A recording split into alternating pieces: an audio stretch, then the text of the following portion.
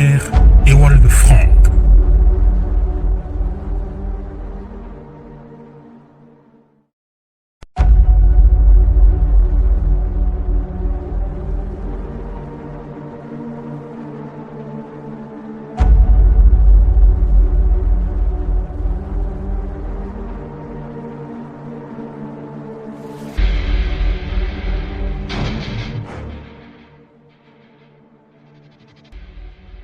Information globale, éclaircissement d'en haut.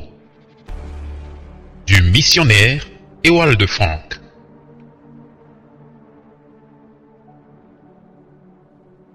Photo de la nuée surnaturelle. Le 28 février 1963, cette nuée surnaturelle a apparu sur la montagne de Sunset, au nord de Tucson, en Arizona, comme cela avait été montré au révérend Branham dans une vision le 22 décembre 1962. Ceci pourrait-il être le signe du proche retour du Seigneur Jésus? Bien que cette photographie ait été prise de très loin, le visage du Seigneur est clairement reconnaissable à l'intérieur de cette nuée. Le 19 avril 1963, le Science Magazine reproduisit cette photographie sur sa page de couverture. James E. MC Donald de l'Institute of Atmospheric Physics et de l'University of Arizona à Tucson écrivit un rapport à ce sujet sans pour autant avoir une explication pour ce phénomène. Le grand hebdomadaire du monde, le Life Magazine, présenta cette photographie dans son numéro du 17 mai 1963 avec un article. Cette nuée lumineuse apparut dans un ciel bleu à une altitude où aucune humidité ne se trouve pour former de nuages. Cela est certainement une confirmation du Tout-Puissant qui, dans son amour, est également venu à la rencontre de ceux qui ne peuvent pas croire sans voir. Information globale, éclaircissement d'en haut. D'éternité en éternité, tu es Dieu. Psaume 90. Le verset mais la parole de notre Dieu demeure éternellement.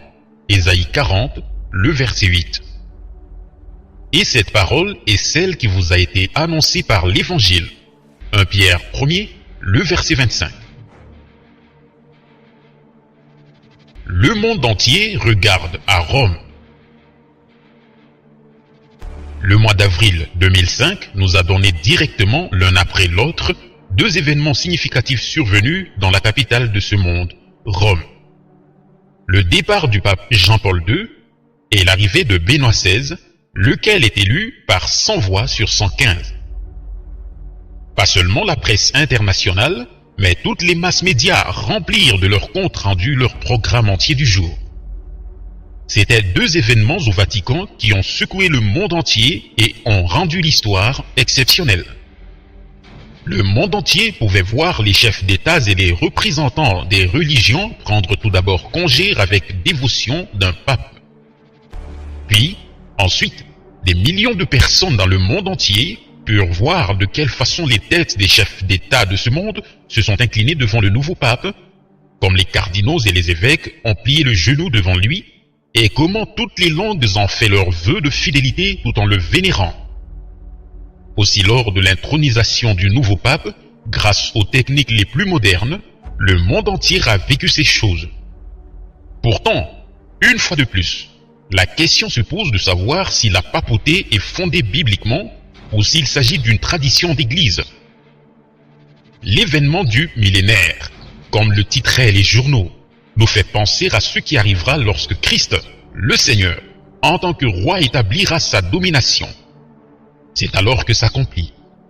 Au nom de Jésus se ploient tous genoux des êtres célestes et terrestres et infernaux, et que toute langue confesse que Jésus-Christ est Seigneur, à la gloire de Dieu le Père. Philippiens 2, le verset 10 à 11, Hébreux 1er, le verset 6 à 14, Apocalypse 11, le verset 15, et autres.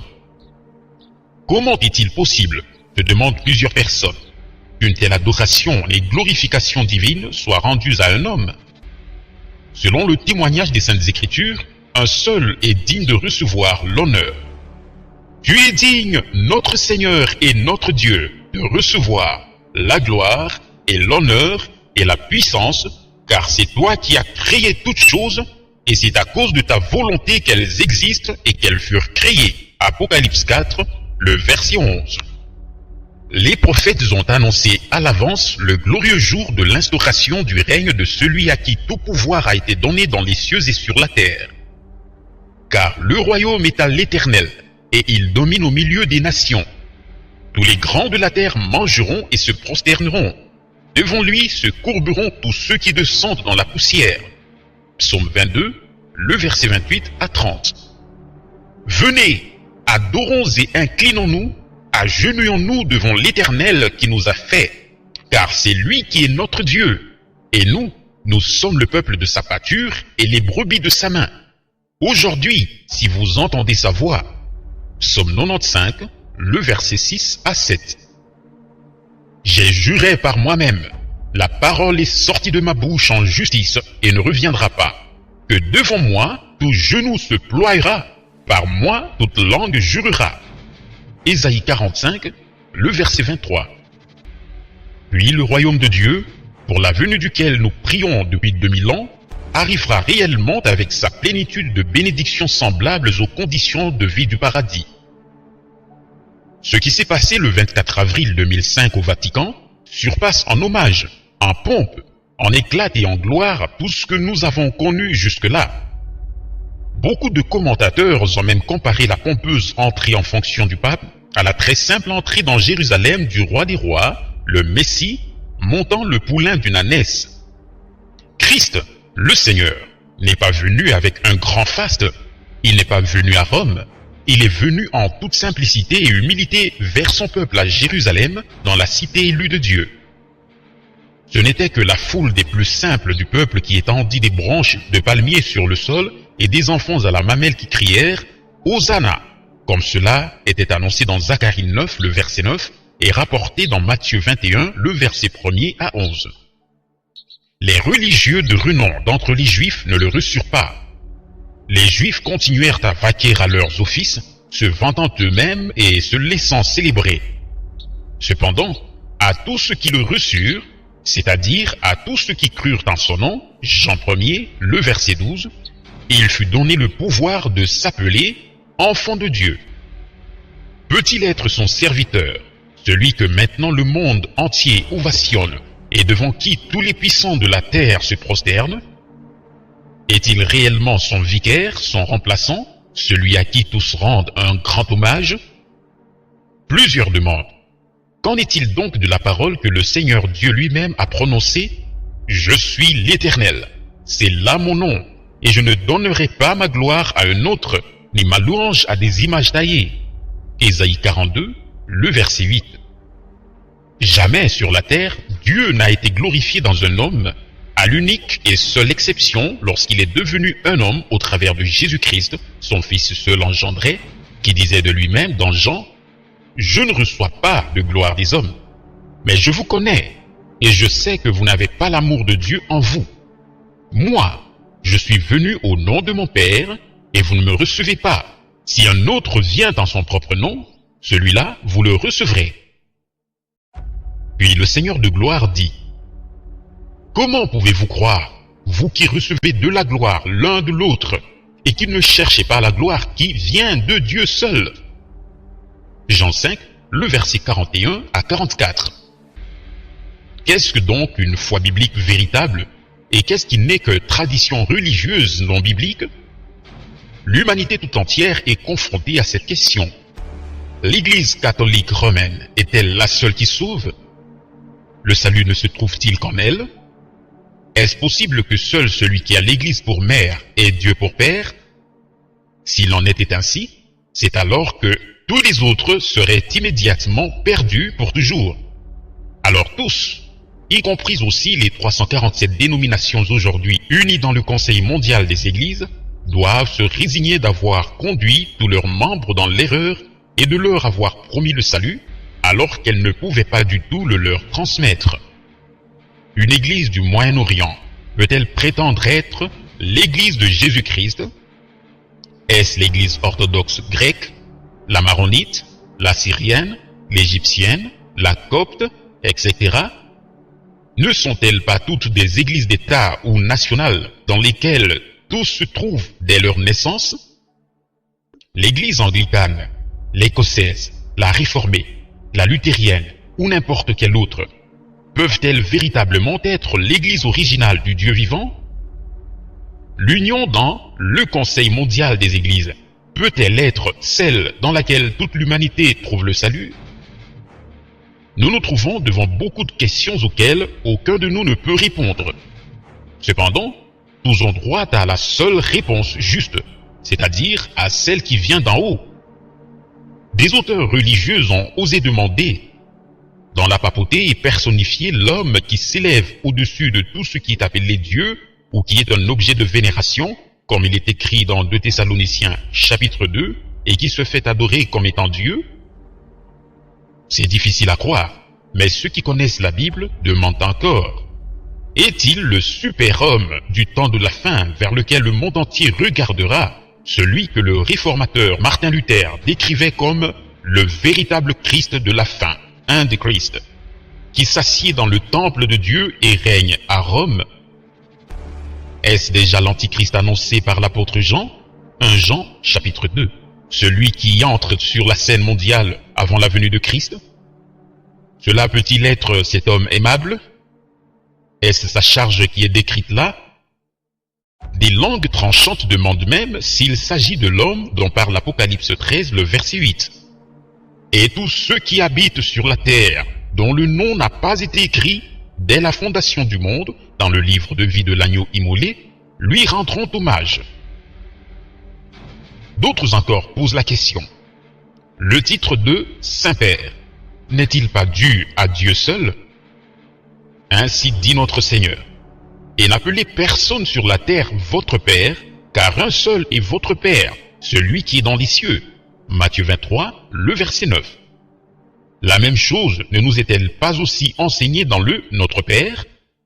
Vous donc, priez ainsi. Notre Père qui est dans les cieux, que ton nom soit sanctifié, que ton règne vienne, que ta volonté soit faite, comme dans le ciel, aussi sur la terre. Matthieu 6, le verset 9 à 10. Ceux qui connaissent la Bible se demandent si nous avons donc besoin d'un Père dans le ciel, et comme représentant d'un Saint-Père sur la terre. Le règne duquel des deux doit-il donc venir? Qu'a annoncé Jean-Baptiste dans sa première prédication dans le désert de Judée? Repentez-vous, car le royaume des cieux s'est approché. Matthieu 3, le verset 2.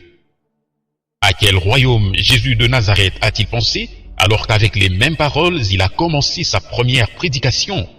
Matthieu 4, le verset 17. Pensait-il avec cela à l'Église dans l'Empire romain, ou pensait-il à l'accomplissement de Luc 16, le verset 16?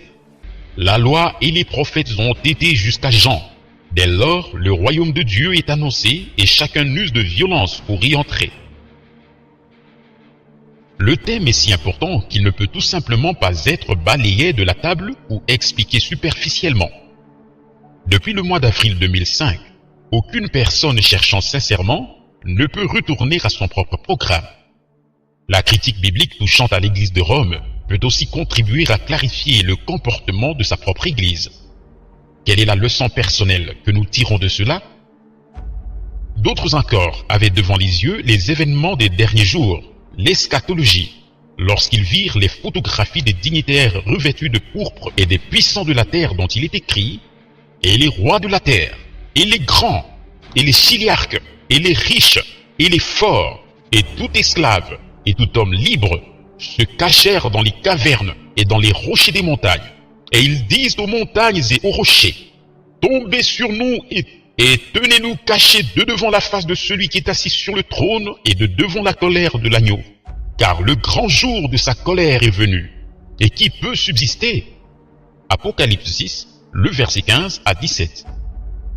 Au moment où tombent les jugements apocalyptiques, aucun n'est épargné, pas davantage les dignitaires que les puissants de la terre.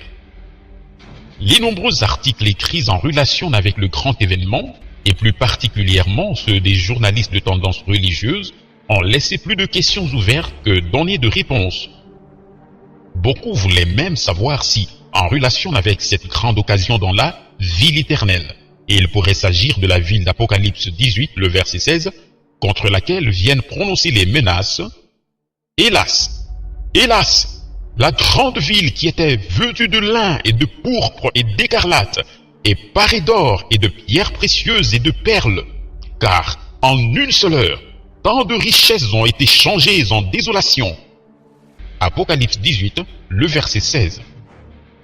À celui qui a regardé la télévision, ou qui a jeté un regard dans les magazines sur les foules revêtues de pourpre, pouvait venir l'idée qu'une comparaison faite avec les passages bibliques de l'Apocalypse n'était pas une simple invention. Le 26 avril 2005, le pape Benoît XVI s'adressa aux représentants de toutes les religions et termina par ces mots. Dès le commencement de mon pontificat, j'invite tous les croyants des religions de la nature et tous les autres qui recherchent d'un cœur sincère la vérité, à ce que tous ensemble, nous construisions la paix et que nous nous obligions les uns envers les autres à nous comprendre, à nous respecter et nous aimer. Dans cette multiplicité, s'agit-il de croyants bibliques? Dans cette recherche de la vérité, s'agit-il réellement de la vérité divine comme Pierre l'exprime dans cette parole? Mais la parole du Seigneur demeure éternellement, et cette parole est celle qui vous a été annoncée par l'Évangile. 1 Pierre 1er, le verset 25, ou bien finalement s'agit-il seulement de ce qui est déclaré vérité, et qui est un tout autre évangile que celui prêché par l'apôtre Paul, portant de ce fait une malédiction, Galates 1er, le verset 10. En ce temps-là, Paul avait déjà entrevu à l'avance qu'un autre évangile, qu'un autre Christ serait prêché sous l'influence d'un autre esprit. De Corinthiens 11, le verset 3 à 4. Le 12 mai 2005, le pape Benoît XVI reçut les représentants diplomatiques des 174 nations. Le corps diplomatique le salua par des applaudissements extraordinaires avant qu'il ne s'adresse lui-même aux diplomates. Dès ce moment, des langues bien aiguisées s'interrogèrent à nouveau en citant Apocalypse 17, le verset 18. « Et la femme que tu as vue est la grande ville qui a la royauté sur les rois de la terre. » On doit mettre l'accent sur le fait que le pape représente deux choses à la fois. Il est le chef de son Église et il est le chef de l'État du Cité du Vatican. Avec cela est assuré au Vatican l'accès au niveau diplomatique et religieux dans toutes les nations comme à aucun autre État sur la terre, à aucune Église, à aucune religion. Le Vatican n'est partout représenté où se fait la politique mondiale. Ce n'est qu'ainsi que la globalisation réelle et que l'union recherchée de la communauté mondiale des peuples, qui est partagée en religion mondiale, peuvent être portées à une vraie union sous un gouvernement mondial. Dans l'article de fond d'un journal de renom, il est écrit « Protestants, qu'en est-il » À la fin, sous le troisième point, il est écrit « Revenons à la source. Si le protestantisme ne revient pas à sa source, la Bible et sa confession de foi, il disparaîtra. » Cependant, chez les protestants aussi, il n'est visiblement plus question de sola scriptura, sur laquelle les réformateurs insistaient, mais au contraire d'unification. Il faut se demander si cette unité peut être celle dont Jésus-Christ parle dans sa prière sacerdotale de Jean 17, le verset 21, à laquelle on se réfère présentement, mais qui ne concerne que ceux qui appartiennent à l'Église de Jésus-Christ, afin que tous soient un, comme toi, Père, tu es en moi, et moi en toi, afin qu'eux aussi soient un en nous, afin que le monde croie que tu m'as envoyé. Le pape Benoît XVI a appelé disciples les croyants de toutes les religions qui aspirent ardemment à la paix. Beaucoup ont remarqué qu'en le faisant, il n'a pas mentionné les Juifs parmi eux, mais il a tout spécialement mis l'accent sur la religion de l'islam. Cependant, il met en avant le fait que des ponts d'amitié doivent être bâtis et qu'il veut poursuivre le processus d'union et de paix de ses prédécesseurs. Aussi, toutes les religions du monde doivent aussi se soumettre, car il s'agit de leur survie et tous les pays doivent appartenir au WTO, World Trade Organization, Organisation mondiale du commerce, afin de pouvoir acheter et vendre. Il s'agit maintenant de ce qui est annoncé à l'avance, de la constellation pour le nouvel et dernier ordre mondial.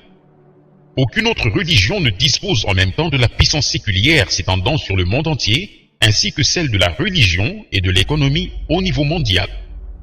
L'Union européenne prend de plus en plus le rôle conducteur en dépit qu'un référendum ait lieu ou pas sur la Constitution européenne dans les 25 États qui composent actuellement l'Union européenne et indépendamment du résultat, car la puissance religieuse domine sur la puissance temporelle et tient en main les rênes. Apocalypse chapitre 17. Plusieurs se demandent si pour tous ceux qui ne se plieront pas devant ce processus d'unification, la liberté de foi et de parole ne leur sera pas limitée et s'ils ne seront pas exposés à la persécution. Ceci concerne avant tout ceux qui sont véritablement fidèles à la Bible et qui ne pourront pas se joindre à l'œcuménisme, car il leur est impossible de faire un compromis au détriment de la vérité. Ils doivent obéir plutôt à Dieu qu'aux hommes. La pensée a aussi été exprimée que Benoît XVI, le 265e pape, restera en charge seulement pour une brève période. Le pape de la paix, Gloria Olivea, devait être en activité lorsque la paix serait établie entre les Arabes et les Juifs. Après lui, un seul viendra encore, Pierre le Romain, qui sera de nouveau couronné avec la tiare portant écrit sur elle Vicarius Filii Dei, dont la valeur donne le nombre 666, Apocalypse 13, le verset 18. Dans la basilique nationale de l'Immaculée Conception, à Washington, la tiare de Paul VI est l'attraction des touristes et une grande source de revenus. Le 266e pape devrait être le dernier avec lequel les événements des temps de la fin, y compris la destruction de Rome, devraient trouver leur accomplissement. Auparavant doit encore avoir lieu la proclamation « Maintenant c'est la paix et la sécurité » 1 Thessaloniciens 5, le verset 1er à 3. Le processus de paix mondial s'accomplira dans peu de temps avec succès par un compromis sur Jérusalem entre Israël et les pays arabes par un traité romain. Comme le traité d'Oslo l'avait bien prévu, il sera conclu pour 7 ans. Le pape Jean XXIII, qui avait ouvert le 11 octobre 1962 le Concile Vatican II devant 2500 participants, avait pris comme thème la devise de son initiateur, le cardinal allemand Augustin Béat, « Parlons le langage de nos frères séparés, afin qu'ils nous comprennent. » Et tous ont compris ce langage. C'est aussi le pape Jean XXIII qui a insisté afin que la phrase de malédiction que les Juifs avaient tué Christ devait être retirée de la messe du vendredi saint. Jean-Paul II parlait les langues les plus importantes, aussi la slave des communistes, et tous l'ont compris.